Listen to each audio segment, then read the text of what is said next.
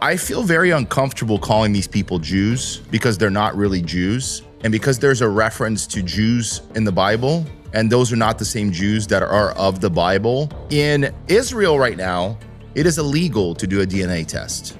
You cannot get a DNA test because they don't want people to know that they are occupying a country that does not belong to them. They don't come from Jews. They have no heritage. They have no DNA. And this is what they fear because they genuinely are scared that they're going to come out and be put on blast for this type of truth. Dispensationalism is the obsession and the rewriting of history that pushes the propaganda understanding that the Jews are in fact the chosen people and they have a right to exist and we shouldn't do anything to stop them. But I also try to keep an open mind to everything, understanding the fact that there is a truth, there is the truth, and then there is a truth that they want to shuffle us.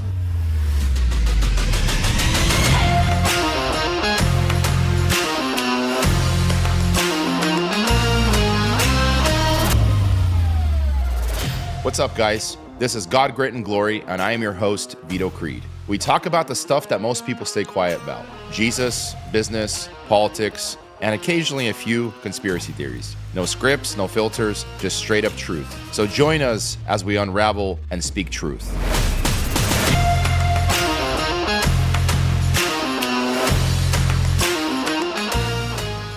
Welcome, listeners. This is Vito Creed with God, Grit, and Glory.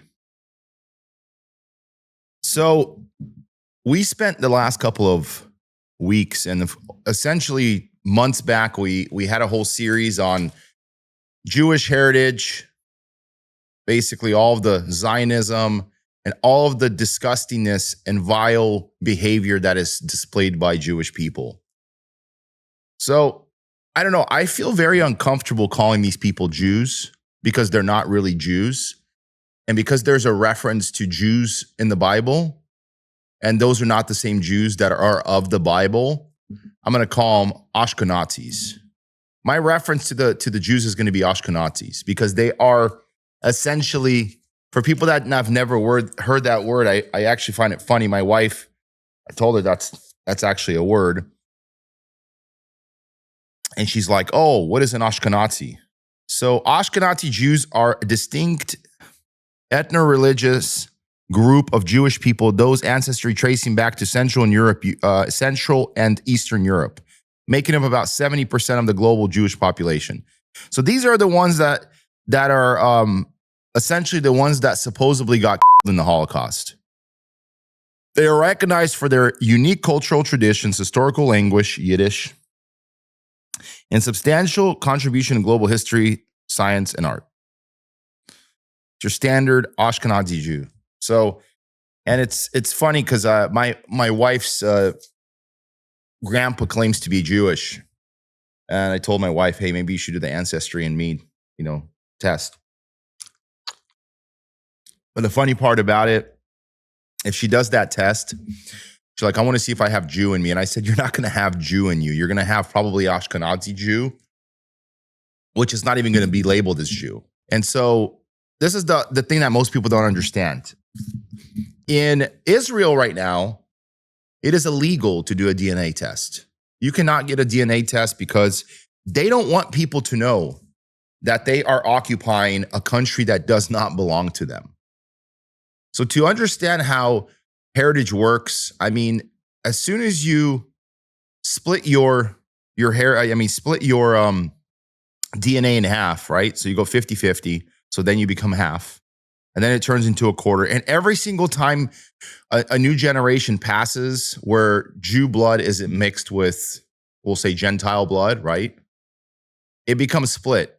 And it gets to the point where, it becomes very, very, very, very insignificant and even not even traceable in many cases. And they fear that most of these people that are located that are occupying Palestine, this is an existing place, by the way. They are actually not of Jewish descent. They don't come from Jews. They have no heritage. They have no DNA. And this is what they fear because they genuinely are scared that they're going to come out and be put on blast for this type of truth.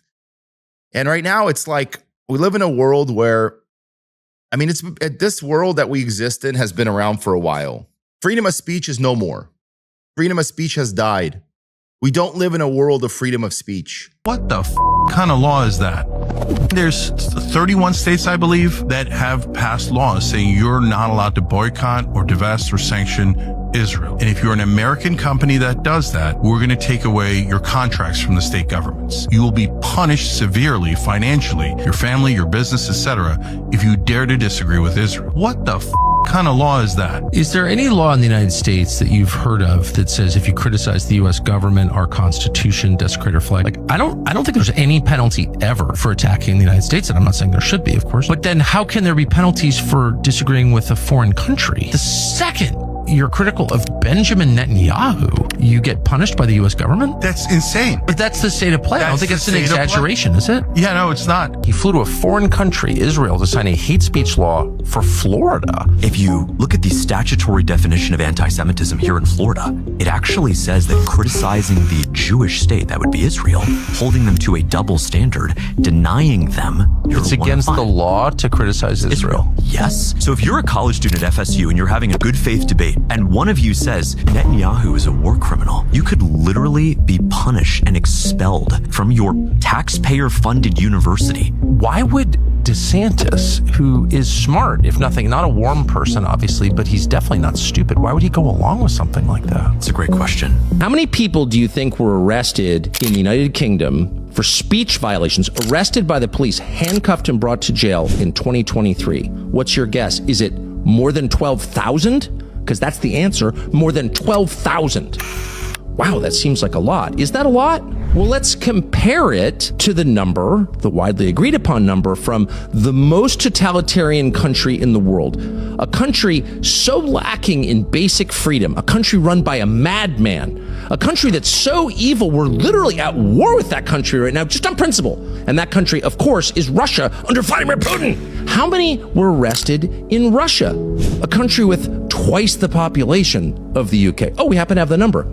3,319. So that tells you, you don't think totalitarianism can come to the Anglosphere? Oh, it already has. We're here because of the comments you made online about the Jewish community. So what? No, I'm saying, are you? I have a freedom of speech, dude. Yeah, no, we get that. We get that. We gotta make sure that you're not. Do you get a warrant? No. And what you're doing is basically soliciting. You understand that, right? Yeah. It means you're not welcomed here. Okay. Okay. Bye. Okay. Stay off the lawn, please. YouTube has deleted 800 anti-Israel videos as Trump is moving forward with labeling anti-Israel speech as hate speech. Meaning if you criticize Israel, this is classified as hate speech, which is a felony. 800 videos documenting Israeli war crimes in Gaza has been wiped off of YouTube due to the Israeli government's request to crack down on anti-Semitism on the platform. Trump is now working even more behind the scene to send Americans to prison for hate speech felonies. Trump is already deporting people for speaking out against Israel, but people that are born in America cannot be deported. So they're now going to label this as hate speech, allowing born Americans to instead be placed in a prison for a felony. This would put Americans in jail for 5 to 8 years, all because of the criticism of a foreign government. We're also working with Meta and Amazon. And by the way, a federal judge has already ruled that anti-Israel speech is hate speech. Meaning if Trump follows this judge's ruling, we could go to jail for criticizing Israel. Yeah, this is what happens. Britain in 2025, for opposing genocide. So I'm going to be placing you under arrest, okay? And I'm going to read out the reason for that. The time now is 7:10 in the morning, it's the 2nd of September. So, Patrick, you are under arrest on suspicion of committing the offence of Section 12, subsection 3 of the Terrorism Act 2000. You are alleged to have addressed an online Zoom meeting between the 10th of July 2025 and the 21st of August 2025 for the purpose of encouraging support and furthering the activities of the prescribed organisation Palestine Action. You do not have to say anything, but it may harm your defence if you do not mention a question, something which you later write in court. Anything you do say may be given evidence. So the arrest is necessary to prevent loss of evidence, prevent collusion with co-suspects, and to allow the searches under the Police and Criminal Evidence Act and facilitate his interview. Okay. But that's the reasons for your arrest today. We will be taking you to a police station, as I just mentioned. So, if everyone's happy, we'll take Patrick out. Okay. Right, Patrick, if you just follow my colleague, I'll stand behind you. Right, we'll see you later. Cheers. See you later, buddy. Hi. How you doing? Just to let you know that if you lie to an FBI agent, you get charged with that. I know you are. Let's see. Craig Britton, correct? What's this about? Okay. Comments that you posted online. Which comments? I'll discuss it if you stop recording. I'm not going to stop recording. Okay. Then we'll come back another day and talk to you. Okay? You should not come back. You don't have a warrant. No, I don't. You have no probable cause to do this. No, you're haranguing and harassing me. I'm having. What is your name, sir? You gave my name already. I told you who I was. Please repeat your name. I told you once Please. before. Why are you evading? Why are you going to run away from my property? What are you doing? Have a good day. Do I not have the right to know what your name is after you've harangued me? Ma'am, what is your name? Sir, what is your name? Ma'am, what is your name? Please don't come back from my property. Have a nice day, Craig. Have a good day, Craig. I will not have a good day because my tax dollars are being spent on this. Do you guys not have a life? Is this what you do? You have to harangue people for posting online? You have nothing. You have nothing. Get out. Get real jobs. The next episode, I'm going to be talking about 6 million Jews. 6 million Jews. Did 6 million Jews die? We're going to explore all of these details. I talked about this in a previous podcast, and I'm going to expand on it a little bit. In fact, I went the extra mile. I actually got on ChatGPT yesterday, and I said, hey, give me all of the books that were ever written in opposition to the war, World War II, or Hitler or the Holocaust or anything above. And I said, give me all the books that are opposed to it. And what I did is actually I went out and I bought all of these books on Amazon. There was a handful of them. 90% of them, by the way, were not on Amazon because apparently I even bought them on Amazon. I bought a book on Amazon that says how Amazon freedom of speech. And my guess would be that book probably talks about how because Amazon is supposed to create a safe environment, they're not going to sell books that are going to go against the narrative. And primarily a book that is supporting another cause that goes against their narrative, which is, in other words, anti-Holocaust or Holocaust deniers, they call them, right? And I went and I bought 22 different books. I was unfortunately unable to grab some of the more rare titles. There's 4 titles that I couldn't get my hands on. The Hoax of the 20th Century by Arthur Boots and Debunking the Genocide Myth by Wilhelm Staglich. 66 Questions and Answers on the Holocaust by Paul Razinier. And then the Journal of Historical Review I was able to get, which was published by the Institution of Historical Review.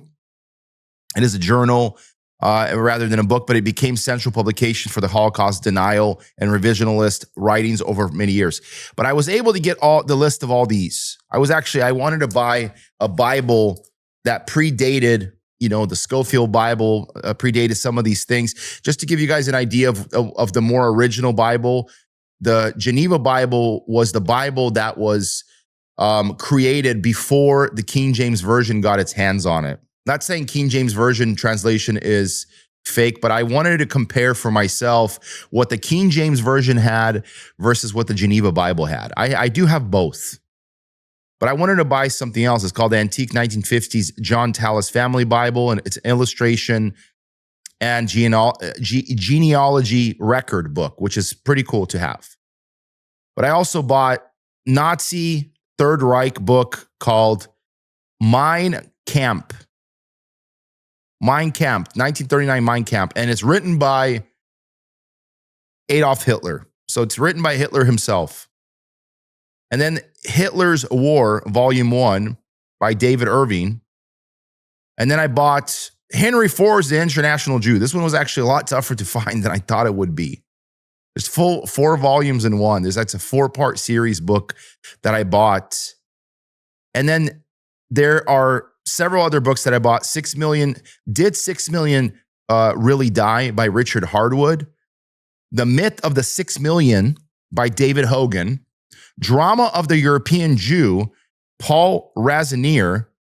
Ulysses Lie, Paul Razanier. The Letcher Report, Critical Edition by Fred Letcher Jr., Robert Farrison, and Germar Rudolph. Holocaust Encyclopedia by Germar Rudolph. This is the original Holocaust Encyclopedia. This is not the one that was amended. This one is actually pretty interesting.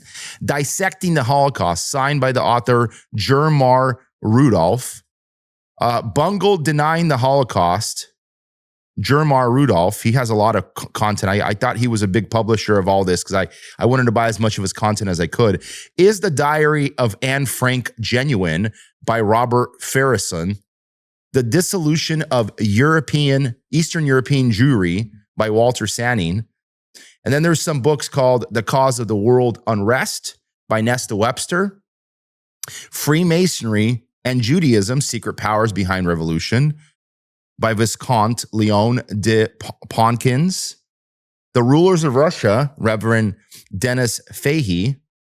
The Controversy of Zion, Douglas Reed. The Founding Myths of Modern Israel, Roger Garardi. The Day Amazon Murdered Free Speech by Germar Rudolph.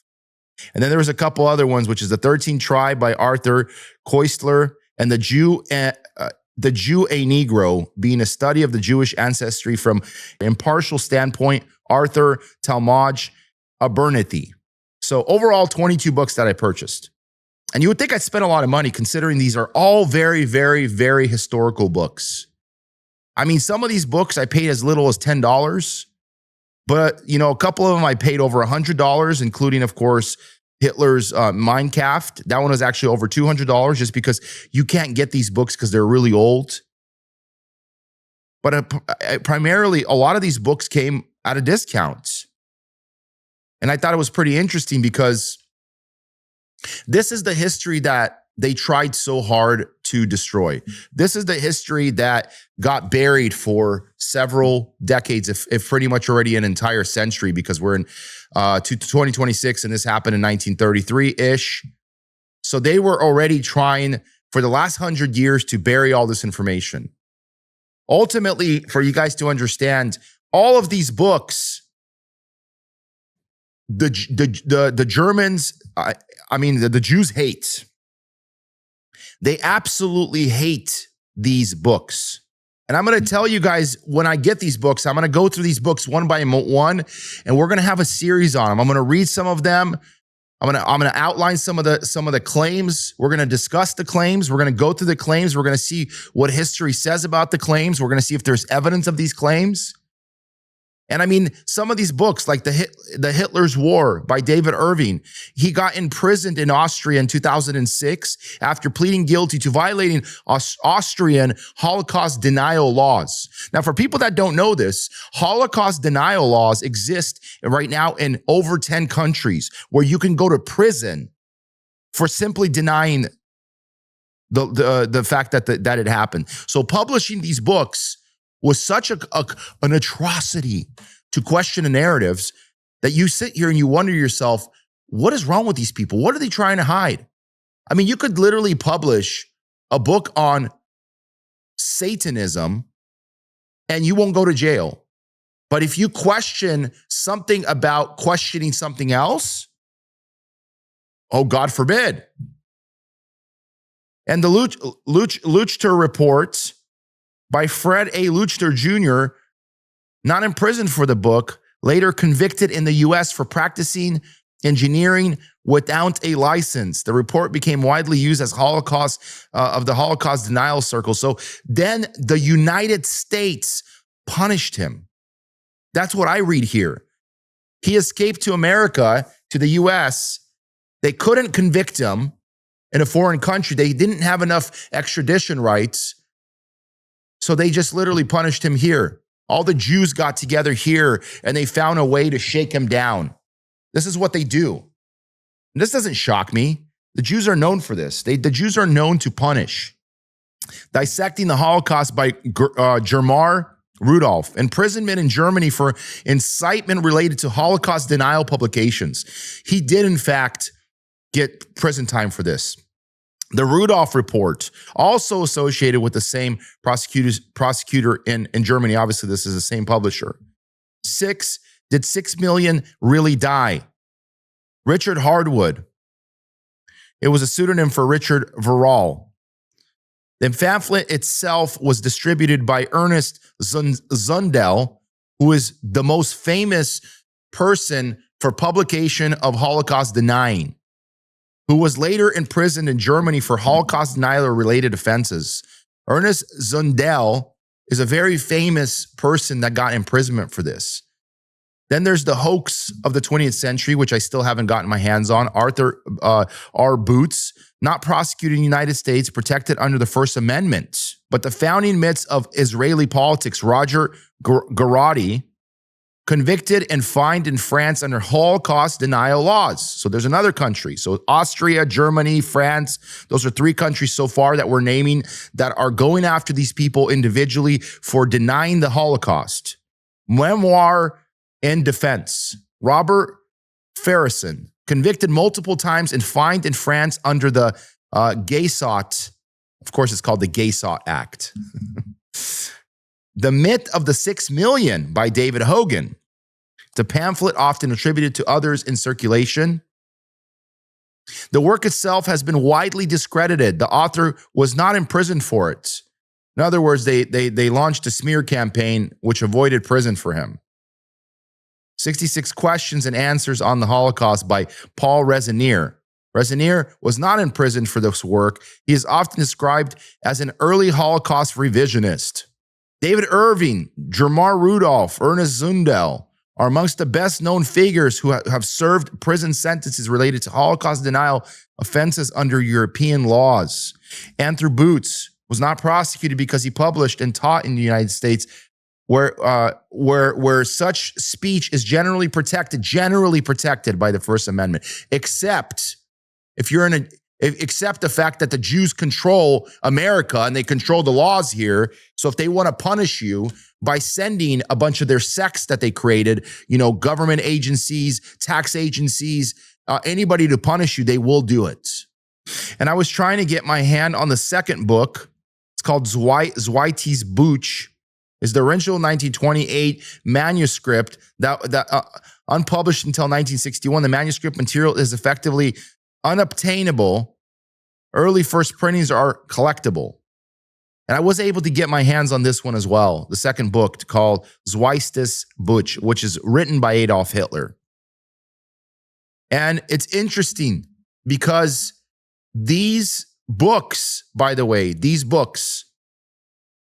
they are widely attacked.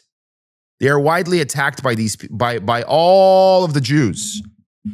They try to bury them. They try to burn them. If Jews had the power, which, by the way, these books are illegal to own in Israel. Let me see what the prison sentence would be for owning these in Israel. And it's funny because it says in Israel, there's no law that makes the crime merely to own the book. Israel Holocaust denial law criminalizes publishing statements that deny or grossly minimize the Holocaust with the intent to defend the perpetrators or express sympathy with them, and also criminalizes public expression of praise or sympathy for Nazi crimes. The maximum penalty is up to 5 years imprisonment. So in other words, if you read a book and you happen to say something on social media or, God forbid, my podcast, where you are talking about these people and you're praising them for it and you're dismissing the fact that it's real, you can get up to 5 years in prison. Go figure. And then Germany, owning these books privately is generally not illegal. However, public Holocaust denials can be prosecuted under law against incitement to hatred. Public use of Nazi symbols is heavily restricted. Selling or distributing certain Nazi propaganda may also be restricted depending on circumstances. In other words, if you sell this book, you're going to jail. Austria has some restricted laws as well. Private ownership of historic books is generally not itself illegal. Public Holocaust denial or Nazi propaganda can lead to imprisonment under the Verbotsgeist prohibition law. So you could own some of these and you could fall into the categories of these prohibition acts. Private ownership is generally lawful in France. Public Holocaust denial can result in criminal penalties under the GAYSAT Act. Many other countries, including Belgium, Switzerland, Romania, Slovakia, Poland, Hungary, Lithuania, and other, criminalize certain forms of public Holocaust denials or related hate speech, but not mere possession of books unless you are selling them or distributing them. Exact laws and penalties vary by country.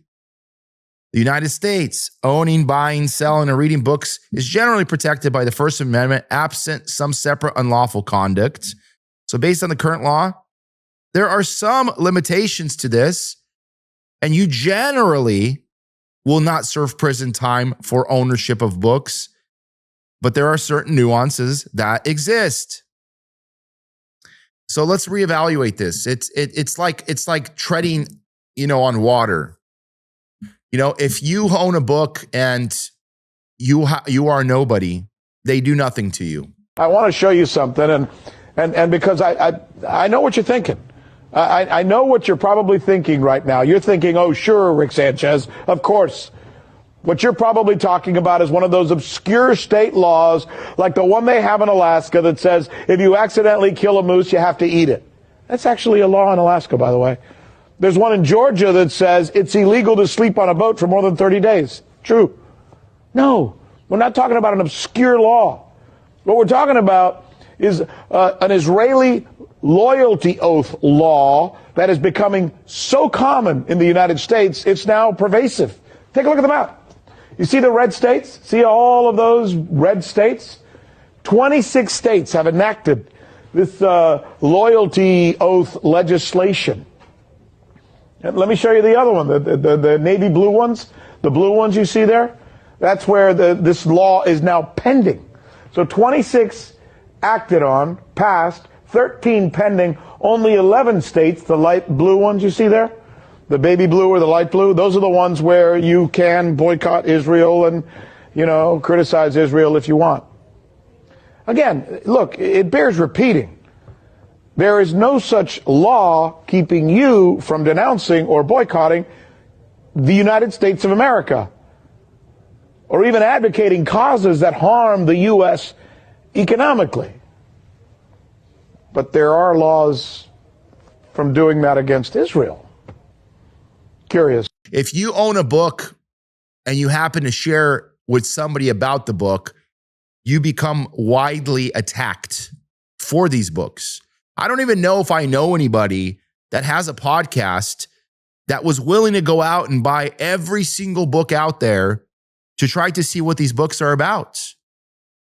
I don't think I know anybody like that. I mean, there are people out there that, you have obviously, and the most famous one of them all, we all know who he is Nick Fuentes, Andrew Tate, Kanye West, Andrew Anglin, Stu Peters, Lucas Gage, a little less prominent. And it's interesting because I remember when Kanye West came out and said one time, I remember, if I ever apologize for denying the Holocaust, if I ever apologize for spewing hate on the Jews, they got me. Whatever that can mean. Either he's a clone, or they brainwashed him, or they pretty much cornered him and threatened his entire existence and maybe got his family in a vice. But on Kanye West's social media account, I think he published it on his X, it was a public apology against the Jews. It was pretty disgusting. I can't stand the fact that these scummy synagogues of Satan have this much power. The fact that they have this much authority over the existence of an entire world, and they can go individually to these people and shake them down where you have no right, as if there's some sort of God entity, disgusts me to the core. Jesus was not scared of these Satanists, these Pharisees, these synagogues of Satan. He wasn't.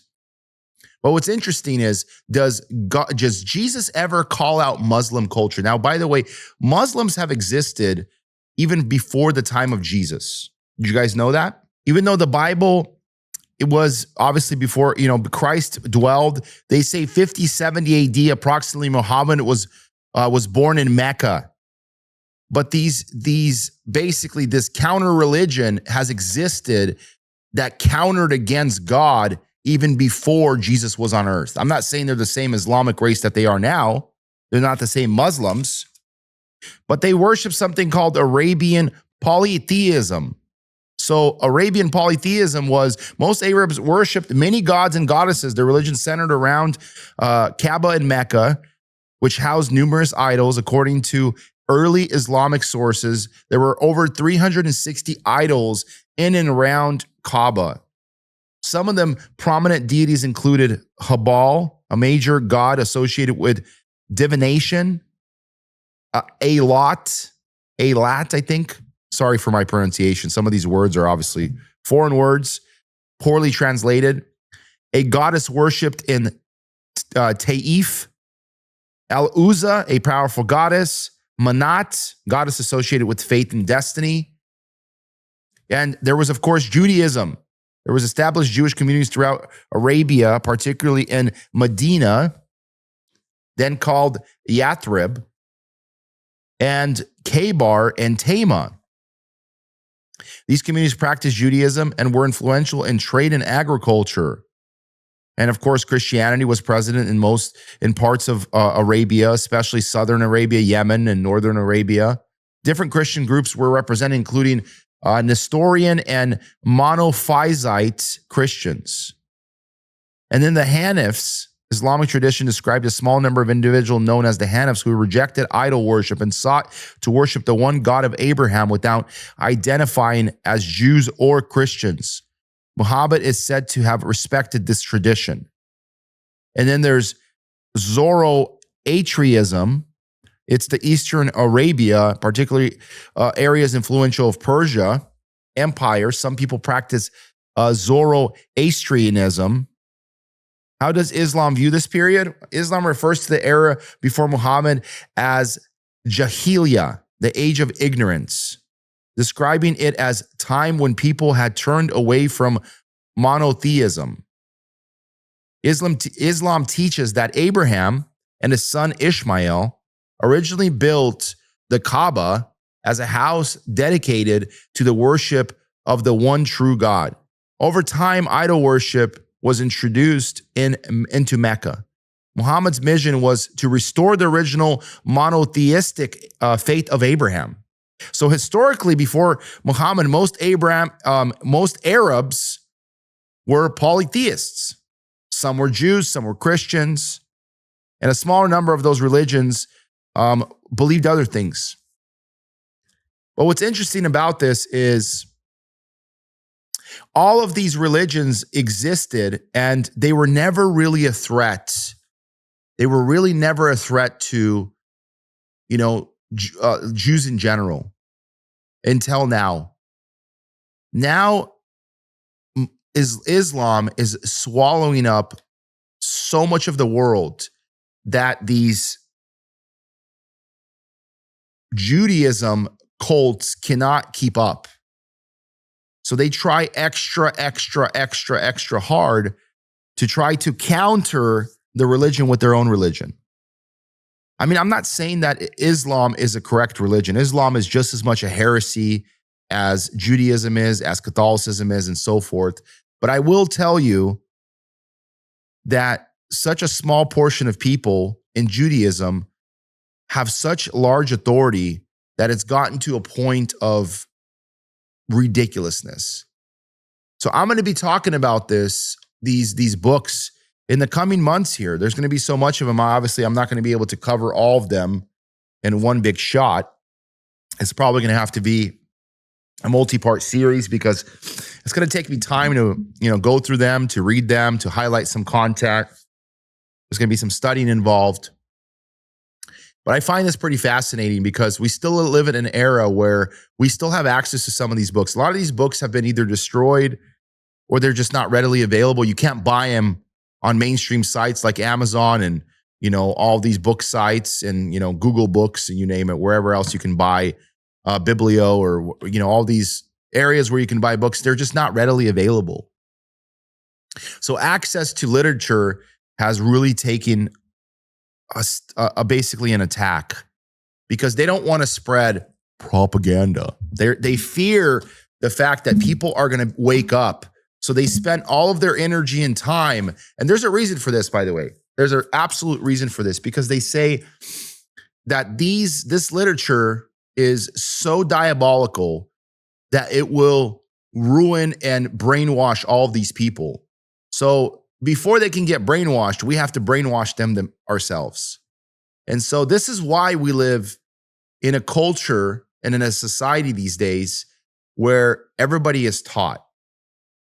By the way, school is kind of a new concept. There was some school that was available to the wealthy and to the rich back in the old days where they were, taught. Obviously, the Pharisees and the Sadducees have always had their rabbinic schools, and they've brought up rabbis and they've taught their kids and so forth. And you have a lot of other cultures that do the same.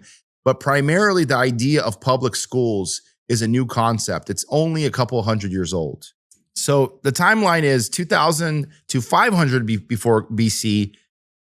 Egypt, Mesopotamia, India, and China had schools, but they were generally for the elite, like I said, the scribes and the priests. So there was only the rich got it. The scribes were obviously the people trying to learn, which was typically done in Judaism. And then the priests, those were the people that are typically learning. 5th to 4th century BC, Athens had private education for boys whose families could afford it. Middle Ages, 500 to 1500 AD, most education in Europe was provided by churches, monasteries, and cathedral schools. So in other words, it started from the churches where they were trying to make sure they can pass on the education. And then all of a sudden, the first modern public school system is in Prussia, which is with King Frederick William. I introduced the compulsory primary education in 1717. That's the first modern school. Expansion around the world and then happened in Scotland in 1696, required a school in every parish, but also related to the same concept. United States, 1635, Boston Latin School, first public school in colonies through non-universal. And then in Horace Mann began promoting a statewide public school system in Massachusetts in 1837. By the late 1800s, free public education spread across most states. And then in England, in 1870, Elementary Education Act established publicly funded elementary schools. Elementary education became compulsory. And then France, 1881, Japan, 1872, and then worldwide adoption of schools by the 19th and the 20th centuries. Many countries had established national public school systems through implementation varied. Today, most countries provide publicly funded primary education system, although funding models and the extent of compulsory education differ. So the earlier schools, they date back to, of course, 2000 BC, but obviously for a very select group of people, very rich, really wealthy, very elite.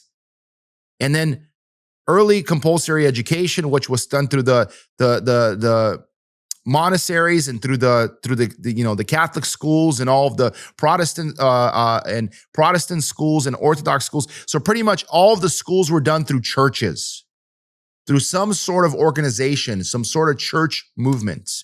And Prussia was the first country. So the point is, education is a new concept. Education is something that exists where people absorb information, and then they interpret the information, and they're able to do something with that information, those details. We live in a world right now where information is overwhelming. We got Google, we got AI, we have the internet, we have all of these things that we could consume. We could get on social media, we can get on YouTube, we can learn information through music. So everything that's being told to us, either directly or indirectly through music or through reading or through videos or through studying, somebody wants to control it. And ultimately, that control started getting very, very, very popular. And guess who purchased a lot of those books and the rights to those books? Because they understood that influence was everything. Who owned the education system in America in the late 1800s? It was the Jews. The Jews primarily had influence on a lot of the educational systems. They were originally founded by the Christians and the Protestants and the Catholics here. And you know, obviously it got pushed in the early 1800s. Elementary education acts became very, very popular. But as they progressed into the early 1900s, late 1800s, early 1900s, they got hijacked by the Jewish foundation, but by the B'nai B'rith of the world, by all of these Jewish, basically, pacts and secret organizations and groups, because they understood that the only way that they would ever have power is by taking over and influencing all of these. This is why the Schofield Bible was written, because it wasn't enough that they can attack just the schools. They wanted to go after the Christians. The Schofield Reference Bible was published in 1909. Schofield, which is Cyrus and Gerson Schofield, was born in 1843. So he was roughly around 60, almost 70 when the Bible was actually published. And in 1917, a revision edition was published with corrections and updates. In 1967, the Schofield Reference Bible was released with revised notes while retaining Schofield's dispensational framework. Do people know what dispensationalism is? Dispensationalism is the obsession and the rewriting of history that pushes the propaganda understanding that the Jews are in fact the chosen people and they have a right to exist and we shouldn't do anything to stop them. And all this occupying and taking over and destroying, they're the chosen people. They're exempt. The regular laws don't apply to them.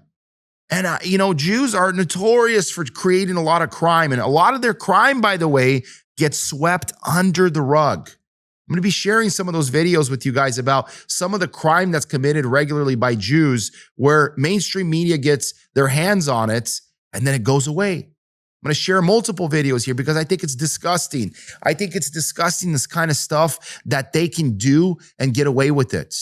Even the guy that John F. Kennedy's, JFK's, basically shooter, he was a Jew.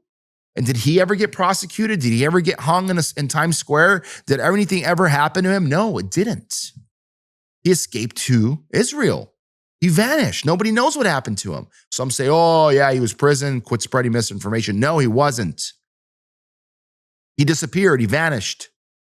And this is very problematic, because if you can infiltrate the school system, if you can infiltrate the churches, you have it all. And they were already setting the pavement. They were working little by little. Because as I mentioned, in 1937 was when America officially declared they were going to go into the school system. What's interesting is even before the Schofield Bible, which is 1830 to 1909, Joseph Smith from 1805 to 1944, the founder of the LDS, the Latter-day Saints, taught about different dispensations decades before the Schofield Reference Bible. He did have his own, in all fairness, he did have his own dispensational system, but nevertheless, there was the birth of Zionism. It was the birth of Zionism in America, because during the early 1800s, Zionism was a big deal. So the Jews had already been infiltrating America at the time. They were already spreading their seeds of deceit. Oh, how should I weasel myself into this movement? What kind of stuff? And the thing is Jews are very cunning. They're very crafty. You know who else was very cunning and crafty? Satan. He's referred to as crafty and cunning in Genesis as the serpent. So it's not a surprise that these people know all of these things, and they're very crafty on being able to penetrate and influence, certain people to get their way. So the LDS, Latter-day Saints, which we call the Mormons, believed in dispensational concepts and then pushed and thus the era was born of Zionism, which then was eventually adopted by the Schofield Bible and specifically by Cyrus, who was the founder of the Schofield concept and the dispensational understanding. So I think it's pretty crazy if you start tying all of it together, understanding how this is progressively, getting passed on. They sort of passed the baton and it's spraying like the bubonic plague here. It's going into one area, another area. It's getting into our school systems. It's getting into our churches. It's getting into our theology. It's getting into everywhere. They understood. And so why does it surprise you guys that we are into 2026 and the Jews are one of the most widely protected religions and people of the world? People are scared of them. They're scared to offend them because of the victimhood that they went through. They were planting the foundation for the last 200 years, by the way. It was always the plan. They had to create a big lie. There had to be something so crazy and horrific that no matter what they did, we had to feel sorry for them. It's sort of like they did with Erica Kirk. Notice something very interesting. You can't offend the poor widow. Don't attack her. She's a single mom. How dare you guys attack her? You got these clowns coming out on national television talking about this. You have David Harris, that black sellout guy that I really don't like. He comes out, he's very unnatural. He's not good at speaking. He's very, very ignorant, very low IQ, I would say in my opinion. And he comes out and he starts bashing on all of the people that are questioning it, on Stu Peters, on Candace Owens, on Tucker Carlson, and said, "Oh, how dare you guys?" And he starts shunning them. While this freaking loser sellout is over here ranking in the dollars, hoping that somebody's going to give him a job at Newsmax or somewhere else. I recently seen that he came out and did some Newsmax 2 interview. He's probably pretty proud of himself, patting himself on the back and saying, "Oh, look at me. Look at what I've accomplished." You're not self-made, dude. You are not a self-made influencer because you have nothing original to say. You're a puppet. You regurgitate information. What would be interesting if you did something like I did? You went in there and you did your own research. You got on there, you bought the books, you bought the materials, you cross-referenced, you put it all together and you did your own research. You don't sit there and regurgitate stuff literally like a pig. And I will tell you something. There are many of these David Harrises of the world. It's ironic he has a last name like Harris. Harris. Biden Harris, complete sellout. And he's protecting Dan Bongino. He's protecting Kash Patel. He's protecting Pete Hegseth and Pam Bondi and Trump because he understands that they're mainstream and he's going to make more money. He doesn't want to have his own opinion and be original. He wants to be part of the narrative. 0.2% of the population made up 89.5% of the Epstein list, yet 0% of the female victims were Jewish. When you ask Israel GPT to see what the chances of this are, even it says 0%. Are you awake yet, Goyam? Just like the Democrats understand, if they shy away from their following, if they start going against it, what's interesting? Some of these people are mainstream and then they wither away. I remember when AOC was making headline news for everything. Now what's even going on with her? She's vanished.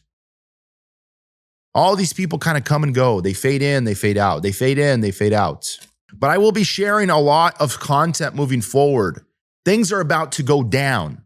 We're about to really, really, really ramp up our understanding of what actually happened during the Holocaust. Was there 6 million Jews? Was there truly 6 million Jews that got killed? I guess we'll find out. We'll talk about it. We'll take perspectives from other people. I remember I was arguing with Grok about this, and Grok is extremely, extremely pro-Israel, pro the Holocaust agenda. And it started cussing at me. I mentioned in a previous podcast that I did, I was trying to read it verbatim what it was telling me. It was literally swearing at me because it said, "You crazy Nazi denier." It pretty much called me a Nazi. So it would be interesting to see what we uncover as we go down this rabbit hole of information.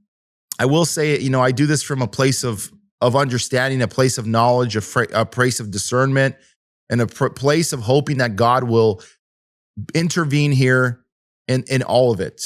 I don't try to do this on my own accord. I don't try to bring in my own understanding. I always hope and pray that God will protect me against anything that is ignorant, anything that is false, anything that is is deceiving, and that's misinformation. But I also try to keep an open mind to everything, understanding the fact that there is a truth, there is the truth, and then there is a truth that they want to shuffle us. They want to shuffle to us. I mean, make us basically swallow it and hold on to it. There is a truth here in America that we understand is completely nonsensical, because once we start looking at it, it doesn't make sense. I understand. When I realized that government is behind it, when I realized that, more specifically, let me rephrase that. When I know the Jews are behind something? Because there's a victim involved. Because the most simplest situation is creating victimhood. Oh, he's innocent. He's being attacked by all these white supremacists. It's like the movement of the blacks, the BLM, the Antifa, all of this crap. Even down to January 6th, this was all staged by Israel. All this crap. They pulled the strings everywhere. JFK, Israel. I mean, there's this thing that I came out that says that the way that Israel is, and they're sick in the head, by the way. They're a sick state. They're sick people. I'm talking about these Ashkenazis. These Ashkenazis are so sick in the head.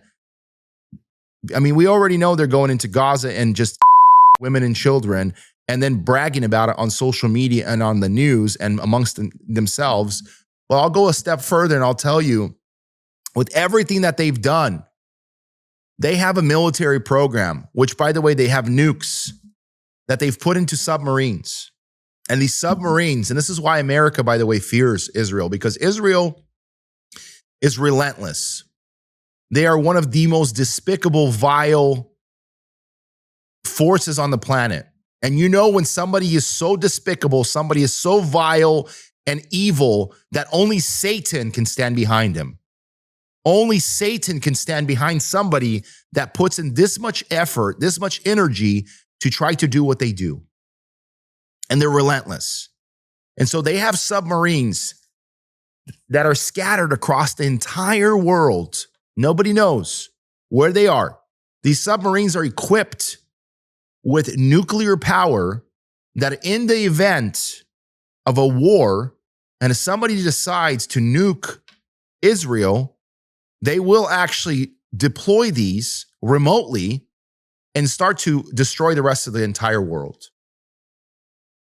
There's nukes that are probably pointed at US. There's, of course, nukes pointed at China and Russia and Europe. They will destroy. I bet you the only places they won't attack, because they're sort of irrelevant to the cause, is places like Africa. But everywhere else they will attack. They will take the entire Middle East. It's called the Samson Project. Most people have never heard of the Samson option, but it's not a secret. It's on Wikipedia, in Israeli media, and it was first exposed by Jewish American journalist Seymour Hersh, the same Pulitzer Prize winner who uncovered Abu Ghraib. The Samson option is Israel's last resort nuclear doctrine. If the state faces collapse, it won't just strike its enemies. It plans to strike major world capitals. Not just Tehran or Damascus, but Washington, D.C., New York, Paris, Berlin, even cities in the countries that fund it. Recently leaked Israeli documents list these exact targets, confirming what Hersh warned about decades ago. This isn't a defense policy. It's global blackmail. A doomsday doctrine where the entire world becomes collateral if Israel falls. Iran has never threatened to nuke its allies, but Israel has, and still might. So ask yourself, if any other country had a doctrine like this, would we call it a democracy or a threat to civilization? You should look into it. Do some research on this. It's been a hard cover up on this because they wanted to cover it up. And for people that don't know the story of Samson, Samson was a judge that was brought out to protect the Israelites. He's one of the strongest judges. He had the supernatural ability of strength. So he can literally, the Philistines, he could literally break and throw them around like they were rag dolls. And what's interesting about the story about Samson is he eventually sold himself out to Delilah, very similarly to the way Charlie Kirk did to Erica Kirk. She was able to exploit his secret. His secret was his power was in his hair. So she secretly cut his hair. I'm not talking about Erica, which she did that as well. She exploited him. She found his weakness, infiltrated, and then she let the basically the enemy in. So when this happened, his hair was cut. He was then brought into custody by the Philistines. Then they gouged out his eyes and made him basically slave away. And then they brought him out into one of their little balls that they had, one of their little parties. And they chained him to the pillar.